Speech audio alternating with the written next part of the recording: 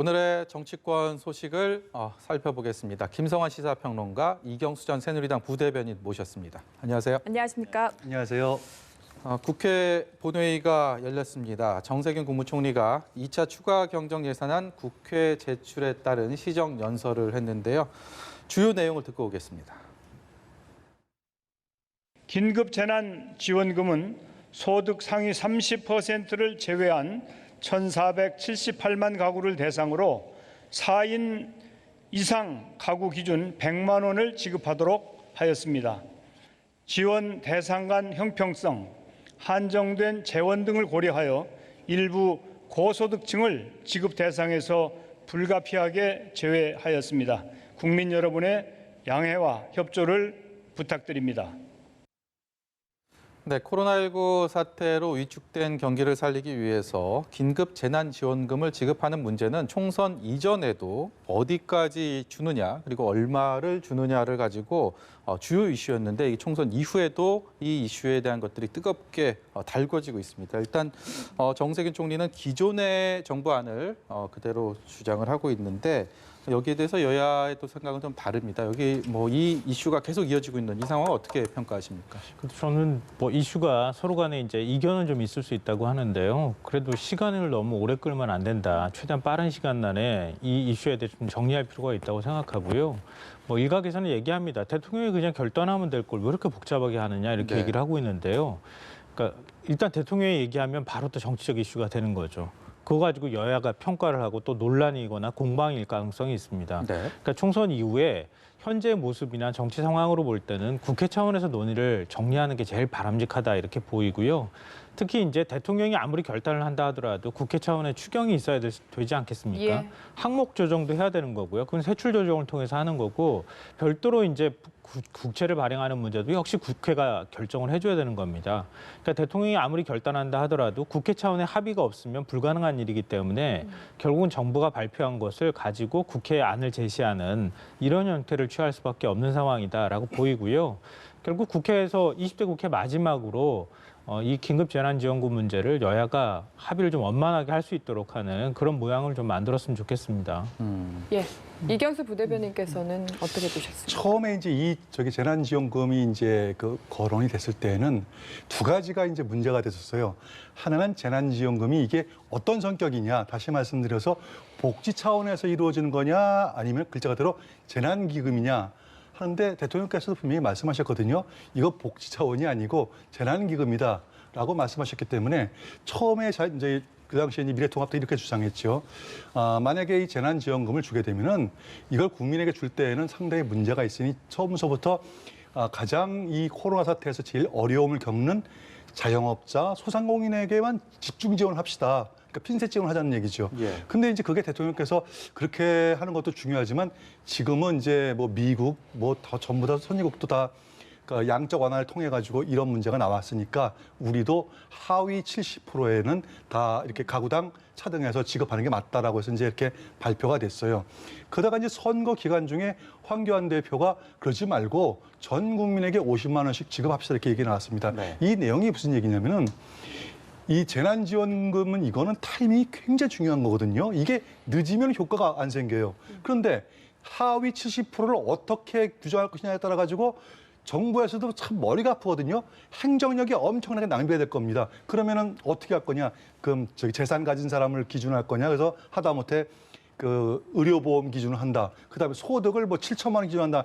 이거 전부 다 이거 따지다가 하세월. 그렇기 때문에 이제 황교안 대표가 그렇게 하느니 타이밍을 놓쳐서는 안 되니까 차라리 전 국민에게 줍시다 하는 얘기가 나왔거든요. 예. 그래서 저는 이번 기회에 전 국민에게 일단 주는 게 맞다고 봐요. 예. 이제 왜 그러냐면은 이거 하나의 에피소드입니다만 엊그저께 주말에 저희 친구들 모임이 있었는데 그중에 이제 상위 30%에 있는 친구들이 있죠. 하는 얘기가 전 국민에게 주는 게 맞다. 우리가 세금을 냈으니까 정당히 우리도 받자. 이거 복지가 아니고 그저대로 재난지원금이니까 그 대신 받으면은 그걸 쓰는 것이 아니라 천안함 및 서해 교전 유가족을 돕게 하던데 장학금을 내자부터 시작해서 다양한 아이디어가 나오더라고요. 예. 그러니까 소위 말해서 이걸 통해 가지고 가진 사람들에 의한 노블리스 오블리제가 또 실천의 계기가 되지 않을까 하는 그런 차원에서 저는 전 국민에게 다 주는 게 맞다. 저는 이렇게 보고 있습니다. 예. 이경수 부대변인은 지금 4.15 총선 전에 뭔가 통합당이 얘기했던 것과 같은 맥락의 이야기를 하고 있는데 지금 통합당의 분위기는 살짝 바뀐 것 같습니다. 김재원 정책위 의장의 목소리, 여기에 더해서 이인영 원내대표 의견까지 듣고 오도록 하겠습니다. 최단 시간 안에 국민에게 재난지원금을 지급할 수 있는 쉽고 빠른 지름길을 국회가 활짝 열어젖힙시다. 늦어도 4월 안에 추경안 처리를 마치고 5월 초에는 모든 국민이 재난지원금을 받을 수 있도록 해야 합니다. 시시콜콜 불필요한 논쟁을 가급적 줄이고 최단 시간 안에 추경안 처리에 여야가 합의할 수 있기를 기대합니다. 이미 상당한 소비 여력이 있는 소득 상위 30% 가구에까지 100만 원씩 준다는 것은 저는 소비 진작 효과도 없고 또 경제 활력을 살리는 데 큰 기여를 하지도 못할 것이라고 생각되고 또 앞으로 코로나19 사태가 언제까지 진행될지 모르는데 국가 재정을 대폭 또 흔들어 놓는 그런 방식의 국채 발행을 통한 재난지원금 지급은 저는 반대합니다. 네, 일단 김재원 정책위 의장의 발언이 뭔가 당의 통합된 의견인지는 불확실한 상황이긴 한데 뭔가 100% 지급에도 부정적인 이야기를 했고 특히 재원 조달에 대해서는 굉장히 회의적인 반응을 했거든요. 지금 이제 통합당의 지도부 공백 사태가 벌어진 거 아닙니까? 사실상 그런 상황에서 예결위원장이라고 해서 예결위원장 개인의 어떤 의견과 철학에 따라서 예상을 편성해야 된다고 얘기하면 안 되는 거고요. 네. 그건 통합당의 지도부 차원이든 지도부가 지금 뭐 심재철 원내대표가 권한대행을 맡고 있으니까 심재철 원내대표나 아니면 이제 최고위원도 조경태 의원 남아 있잖아요. 그러니까 그런 의원들하고 의견을 모아나가는 작업을 좀 했으면 좋겠고요. 그러면 아마 제가 볼 때는 저런 얘기를 하기 좀 어려울 거 아닌가라고 생각이 됩니다. 근데 방금 전에도 뭐 김재원 의원이 얘기를 했지만 좀 착각하면 안 되는 게 뭐냐면요. 지금 상위 30%를 지급하기 위해서 우리가 지금 얘기를 하는 게 아니에요.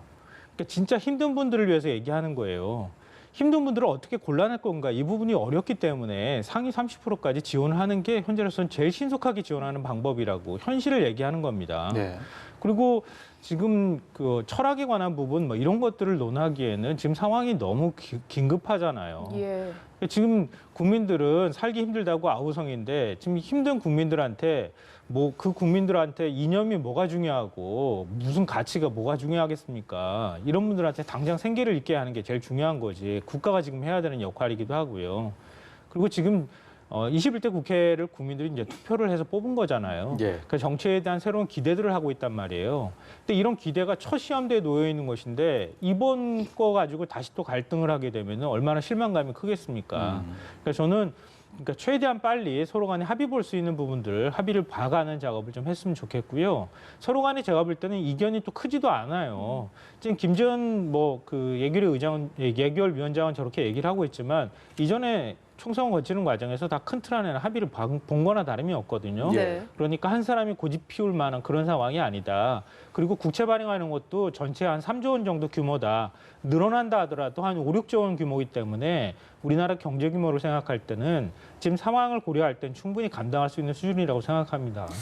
지금 김성환 평론가 그리고 이경수 부대변인 말씀은 일단은 뭐 지급 대상에 있어서는 전 국민 쪽으로 두 분 의견이 모아지는 것 같아요. 근데 지금 문제는 이제 통합당에서는 김재원 정책위 의장의 얘기도 그렇고 앞서서 이제 총선 과정에서 황교안 대표의 전 국민을 대상으로 하겠다라는 그런 의지 그리고 지금은 상위 30%는 제외한다는 상황들 이게 통합당이 어떤 한 가지 지금 뭐 지도부 공백 상태를 감안하더라도 이 안에 있어서 협상을 하려면 하나의 안이 있어야지 어떤 그 협의가 진행이 될 텐데 그런 공백이 좀 느껴지네요.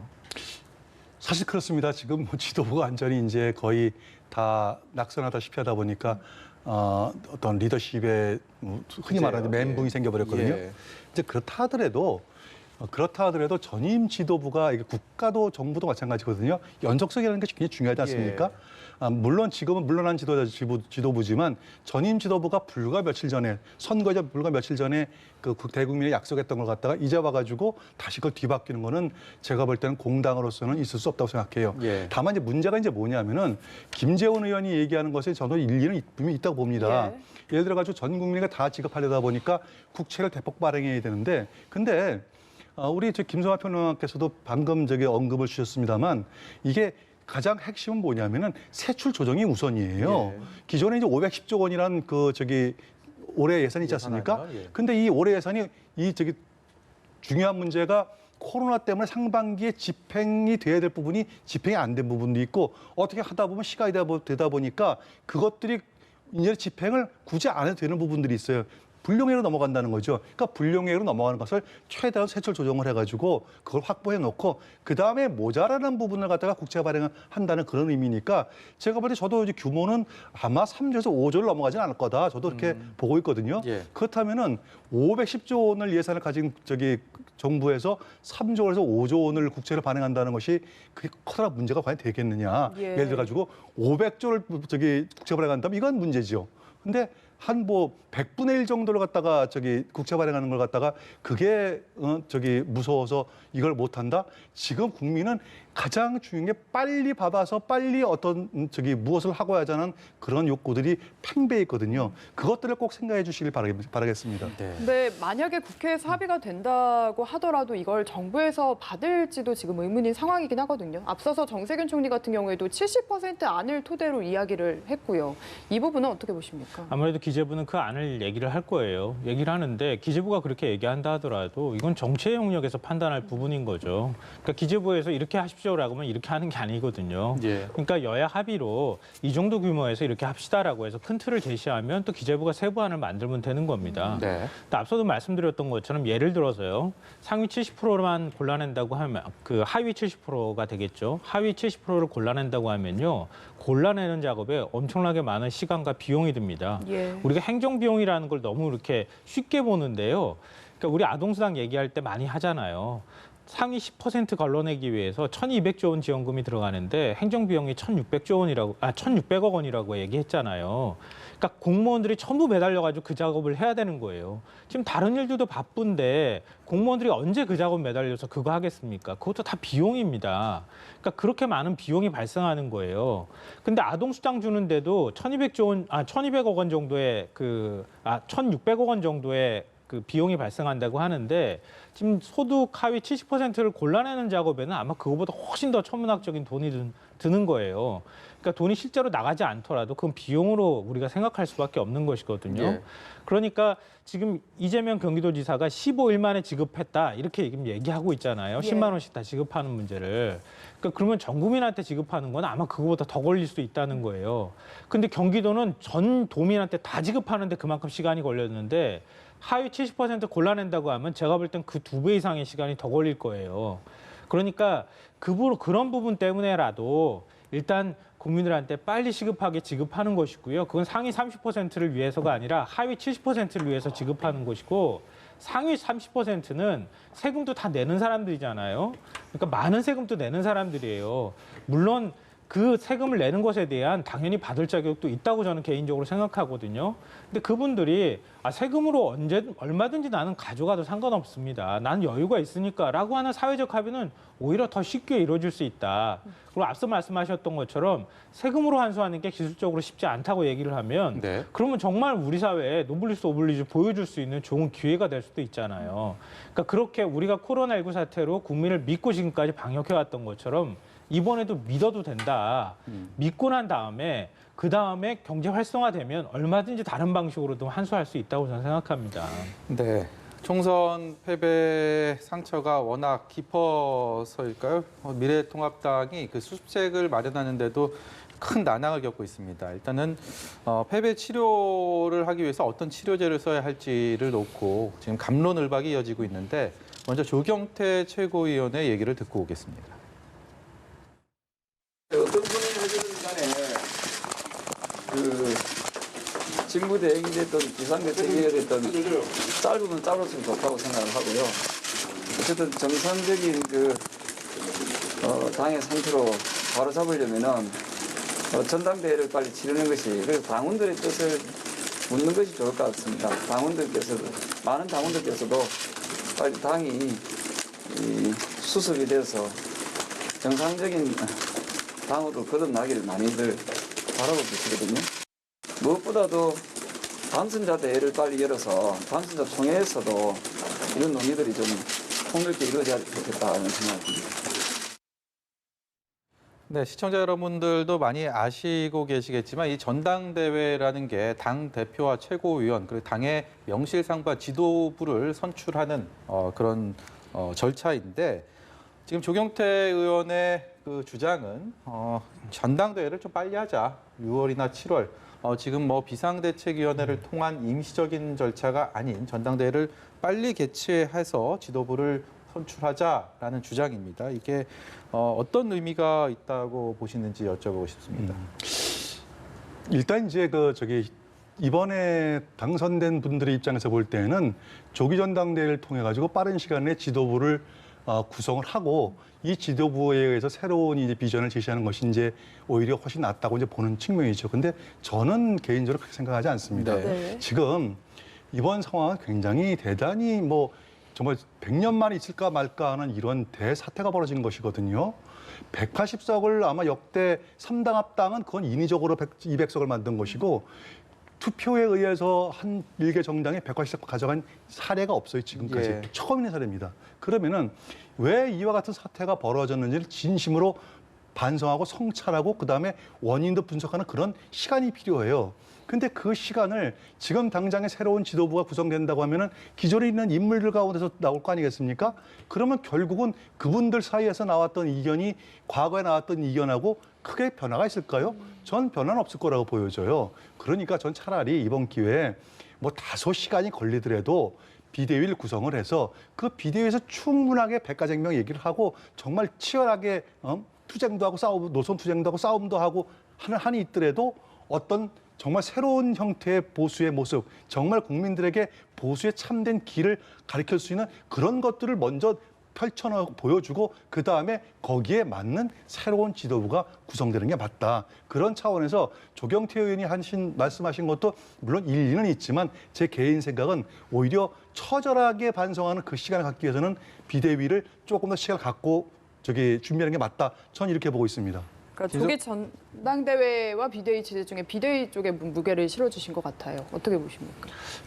저도 그 방송 들어오기 전에 과거 열린우리당 시절부터 시작해서 민주당이 2017년 대선에서 이길 때까지 어떤 과정을 밟았는지 그걸 다 한번 찾아봤어요. 예. 찾으면서 정리를 하는 과정에서 와 정말 대단했구나. 어떻게 이렇게 처참하게 깨졌지? 이런 생각을 다시 하게 됐거든요. 지금 비슷한 상황인 것 같아요. 제가 볼 때는 미래통합당도. 그러니까 자꾸 길을 너무 빨리 가려고 하면은요. 그러면 꼭 문제가 발생해요. 그러니까 지금 민주당도요. 과거에 친노 비노부터 시작해서 친문 비문까지 엄청난 개파 갈등이 있었어요. 아무리 정리하려고 해도 정리가 안 돼요. 외부에서 비대위원 모셔와도요. 안 돼요. 한 2년 사이에 비대위 한 5번씩 바꾸는 적도 있었거든요. 네. 그렇게 해도 안 됩니다. 그러니까 새로운 지도체제를 만들고 새로운 구심력을 만들어가는 과정은 그렇게 금방 되지 않아요. 그래서 민주당이 10년 걸렸다는 얘기가 나오는 거거든요. 그러니까 통합당은 이제 다시 시작하는 거나 다름이 없다고 봐요. 제가 볼 때는. 왜냐하면은 지난 2017년 대선 끝나고 난 다음에 그때 이제 탄핵 직후였기 때문에 그때 이제 한 번 졌잖아요. 선거에서. 그리고 난 다음에 지방선거에서 또 졌어요. 또 처참하게 깨졌다고 얘기하는데 제일 빠른 길로 선택했어요. 박근혜 전 대통령 후출하고 그리고 그때 권한대행했던 황교안 대표 다시 대표로 끌어안는 거예요. 네. 그러면서 다시 투쟁 위주로 해서 당을 끌어왔는데 국민은 그것도 안 돼. 라고 지금 얘기를 한 겁니다. 그러면 다시 바닥에서 시작해야 되는 거거든요. 그러니까 차라리 제가 볼 때는 이렇게 빨리 당을 수습해야 된다고 하는 욕심이 앞서기보다는 당선자 대회 열고 그래서 당선자들을 통해서 좀 더 지금 이제 현재 국회의원들이 있으니까요. 앞으로 당을 어떻게 비전을 만들어가면 좋을지 이런 것에 관해서도 논의하고 그리고 그 안에서 어떻게 비대위 체제든 아니면 전당대회를 개최를 할지 8월 전당대회를 어떻게 할지 이런 것들을 좀 차근차근 논의했으면 좋겠다.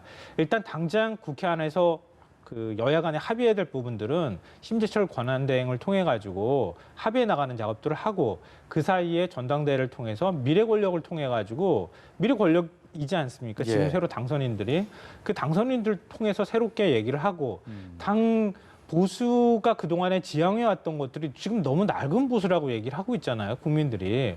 그럼 새로운 보수의 가치는 어떻게 만들지, 보수 가치를 만드는 작업들도 다시 하고, 이렇게 하면서 좀 지름길이 아니고 좀 돌아가는 길이라도 너무 조급하게 생각하지 말고 좀 천천히 가라. 그런 조언을 좀 하고 싶어요. 예. 미래통합당의 그렇다면 비대위를 어떻게 구성할지도 또 누가 맡을지도 여러 얘기들이 많습니다. 여기에 대해서는 어떤 견해 갖고 계십니까? 그 비대위를 구성을 할 때는요, 가장 커다란 문제가 지금 이제 완전 지도부가 이제 공백 상태이기 때문에 초선 의원들이 대부분이 들어왔지 않습니까? 거기다가 이제 각각의 또 이렇게 뭐 4, 5선 되시는 분도 계시고 이런 분들을 휘어잡을 수 있는 강력한 리더십이 좀 필요한 것 같아요. 이게 이제 이제 그러다 보니까 대안으로 나온 게 이제 김종인 상임 선대위원장 카드가 이제 제일 유력하게 나오는데 저는 뭐 그 카드도 뭐 일정 부분 유력하다고 보고 있습니다. 또 그의 반면에 김종인 위원장이 이번 선거에서 어느 정도 일정 부분 책임이 있다 그러면은 좀 더 이번 기회에 아예 보수의 가장 대표적인 어떤 이론 틀을 제시해 줄 수 있는 그런 분들이요 찾아보면 얼마든지 있어요. 네. 예를 들어 가지고 이문열 작가 같은 분은 비대위원장 하시면 안 됩니까? 왜 안 되죠?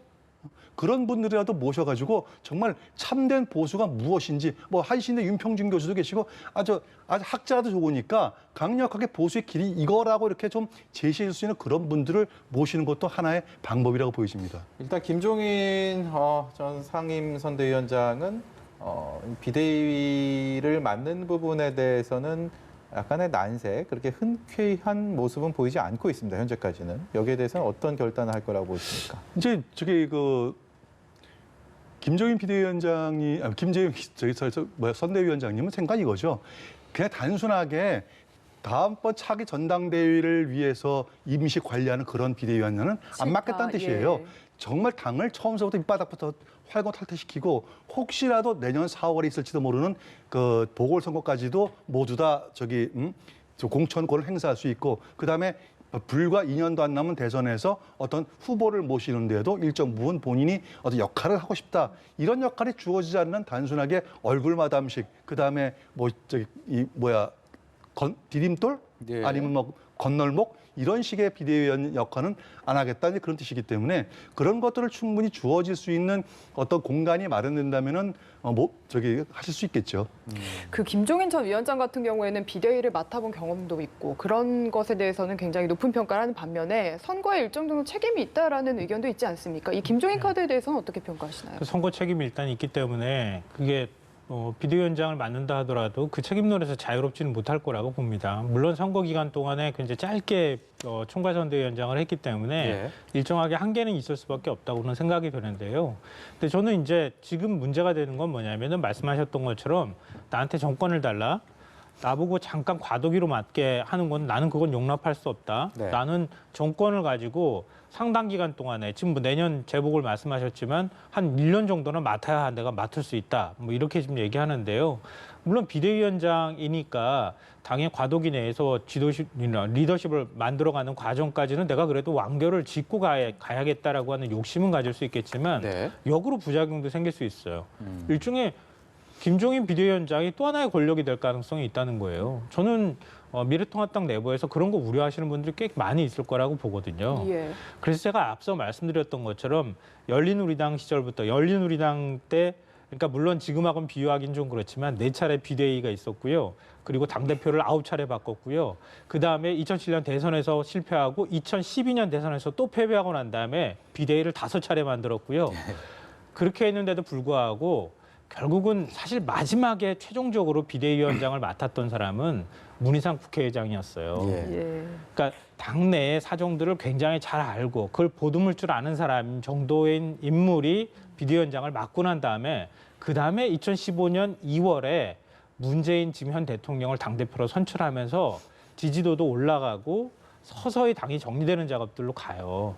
근데 그런데도 당이 깨지는 일이 있었잖아요. 안철수 전 대표가 뛰쳐나가거나 이런 일이 있었던 것처럼.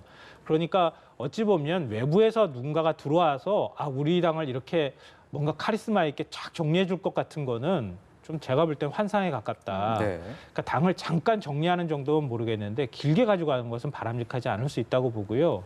결국은 당내 의원들하고 긴밀하게 소통해 가면서 하나의 소통과 화합을 만들어가는 과정, 단단하게 만드는 과정들을 상당히 오랜 기간 동안 해나가야 그래야 뭔가 새로운 인물도 만들어지고 그럴 것이다라고 생각합니다. 저는. 네, 민주당 얘기로 화제를 좀 돌려보도록 하겠습니다. 민주당은 총선 압승 이후에 그야말로 따뜻한 봄바람, 분풍이 계속해서 불어오고 있습니다.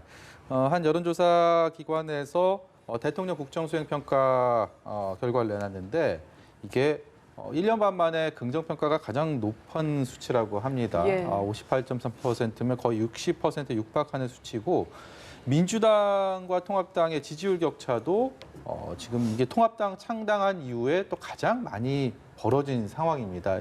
그야말로 총선 민심이 이 여론조사, 총선 이후의 여론조사에도 이렇게 나타나고 있는데 민주당은 이런 상황이기 때문에 뭐 기분도 좋겠지만 무게감도 상당히 어깨 책임감도 많이 있을 것 같습니다. 어떻게 보십니까? 현재 상태에서의 저 여론조사는 일종의 저 컨벤션 효과라고 저는 보고 있어요. 저것이 이제 지속적으로 유지가 되게끔 하는 것이 또 정부 여당의 이제 어떻게 하냐 문제인데 저는 저게 오래 가지 않을 거라고 보여져요. 왜 그러냐면은 사실은 이번 선거에서 저는 그 프레임을 굉장히 거부했지만 현실적으로 야당 심판이라는 프레임이 먹힌 건 사실이거든요. 네. 뭐 인정할 수밖에 없습니다, 저도. 그런데 그렇다 하더라도 예를 들어 가지고 벌써 더불어시민당인가요? 거기에 우의정 공동대표가 당장 윤석열 검찰총장에 대해서 뭐 흔들기를 시작하고 그 다음에 또 새롭게 당선된 그 친조국 인물들이 또 검찰을 해서 흔들고 마치 그러면서 무엇을 기대하는 거냐? 예를 들어 가지고 선거 사범이 약간 언론 보도에 따라 다르겠지만 한 75명에서 한 90명까지 언론 보도가 나오고 있는데 이 선거 사범에 대해서 수사를 해야 되겠다 그랬더니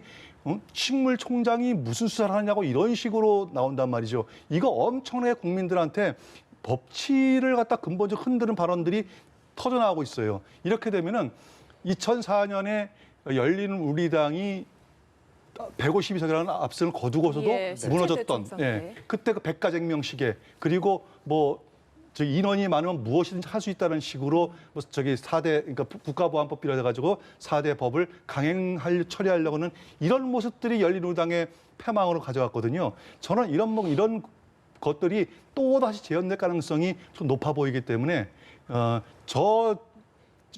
지지율이 오래 가지 못한다고 한다면은 불과 2년밖에 안 남은 대통령 선거에서 상당히 어떤 변화가 있을 가능성이 굉장히 높다. 전 이렇게 보고 있습니다. 민주당도 지금 지적하신 부분을 알고 있는 것 같습니다. 열린우리당 네. 얘기를 이해찬 대표가 했거든요. 어떤 점들 가장 주의해야 될까요? 오만해지는 거죠. 그리고 이제 차기 권력을 만드는 과정에서 갈등이 생겨납니다. 이게 불가피한 현상이기도 한데요. 그걸 어떻게 갈등들을 잘 추슬러가면서 국민들한테 실망시키지 않도록 하는 그런 방식들로 가느냐, 이게 굉장히 중요하거든요. 그러니까 그 열린우리당 얘기 앞서도 제가 말씀드렸던 것처럼 지금 열린우리당의 상황이 미래통합당 상황이다 이렇게 말씀드렸잖아요. 예. 또 거꾸로 얘기하면 열린우리당 상황이 지금 민주당 상황이기도 한 거예요. 예. 그러니까 정치는 상대적인 거니까요. 말씀하셨던 것처럼 2004년도에 과반 의석 달성했잖아요. 탄핵 역풍이 불었거든요. 근데 그리고 난 다음에 국민들은 개혁을 좀 했으면 좋겠다. 뭔가 바뀌는 사회에 대한 기대감이 있었는데 그렇죠. 결국 다 좌초됐어요. 그리고 내부적으로 갈등이 일어나기 시작합니다. 친노, 비노 막 이렇게 갈등하고. 네. 그리고 2006년도에 5.3일 지방선거에서 참패합니다. 광역단체단체 중에서 전북 지역 딱 한 곳만 승리합니다. 그때 정신 번쩍 들었어야 되는데 정신 못 차렸던 거예요. 그래서 결국 2007년부터 시작해서 계속 내리내리 선거 패배하고 10년 동안의 그 암흑기를 거쳐갔거든요. 그러니까 집권하고 난 다음에 권력의 크기가 커지는 만큼 그 권력을 나눠 먹으려고 하는 사람들의 갈등도 치열해질 수밖에 없다. 민주당이 그때의 교훈을 계속 지금 곱씹어야 되는 때라고 생각하고요. 말씀하셨던 것처럼 검찰개혁 문제, 민주당 지도부가 얘기한 것은 아니지만 더불어시민당에 있는 사람이나 아니면 열린민주당 쪽에서 얘기하는데요. 이미 저는 검찰개혁 문제는 버스를 가 이미 떠났다고 생각하고요. 네. 검찰 개혁에 관한 입법은 됐잖아요. 공수처도 됐잖아요. 그러니까 남아 있는 거는 경찰청법 바꾸는 거예요. 그래서 경찰의 권한을 어떻게 분산시킬 것이냐 여기까지 가야 검찰 개혁이 완성되는 거니까요.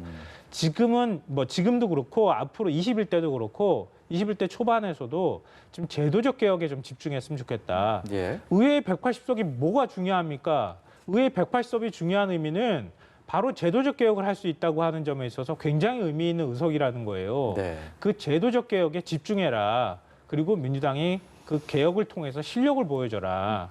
그러니까 그게 국민들이 지금 바라는 바가 아닐까 생각합니다. 네, 여기까지 들을까요? 예, 지금까지 김성환 시사평론가, 이경수 전 새누리당 부대변인이었습니다. 고맙습니다. 잘 들었습니다.